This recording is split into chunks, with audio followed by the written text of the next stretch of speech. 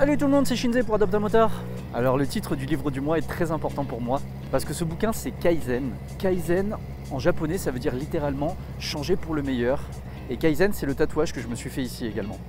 Alors, donc Kaizen, ce bouquin de Sarah Harvey, donc ça parle du principe Kaizen. En informatique on appelle ça l'amélioration continue. Je crois que c'est également le titre du magazine de Cyril Dion.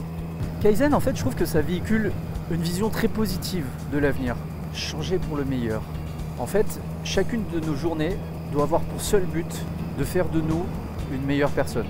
Donc ça rejoint pas mal de principes dont j'ai déjà parlé, comme par exemple les 4 accords Toltec, sur le fait que tout ce qu'on fait doit être fait dans le seul but, donc comme j'ai dit, de nous rendre meilleurs, et surtout de pouvoir contribuer à un monde meilleur, à pouvoir améliorer les choses.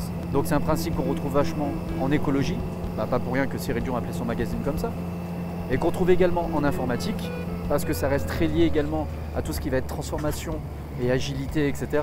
Avec donc cette notion d'amélioration continue. Et pour ça, il y a plusieurs petites méthodes. Donc je vais te les citer rapidement. L'une des premières méthodes dont elle parle dans ce bouquin, pour améliorer donc les processus, c'est la technique des 5 pourquoi. On appelle ça la recherche de la root cause. Et ça, je pense que je ferai une autre vidéo dédiée à ça parce que c'est un truc très important. Ça permet en gros de trouver le problème réel à la source d'un problème qui apparaît en surface.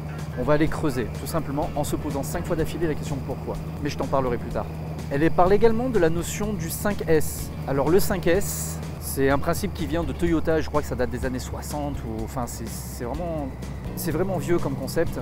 Alors 5S parce que c'est 5 mots en japonais qui commencent par S. Donc les 5S, c'est débarrasser, ranger, nettoyer, standardiser, éduquer et discipliner. C'est ce qui a permis en fait à Toyota, donc on rejoint un peu la notion du lean management, de pouvoir optimiser leur flux, de pouvoir diminuer les pertes, de pouvoir être plus productif, plus efficace, de pouvoir être plus efficient, être plus productif pour limiter le stock, etc. Un des principes que l'on retrouve également dans le Kaizen, un outil plutôt j'ai envie de dire, donc c'est la route Deming, donc c'est la technique du PDCA, planifier, faire, améliorer, agir. PDCA pour l'anglais, hein. Plan, do, check, act. Donc on planifie, on fait, on améliore et on agit. Et vu que c'est une roue, c'est en cycle continu. Donc on fait un truc, on en tire des leçons, et puis on recommence. Et donc du coup, à chaque tour de roue, on devient une personne meilleure.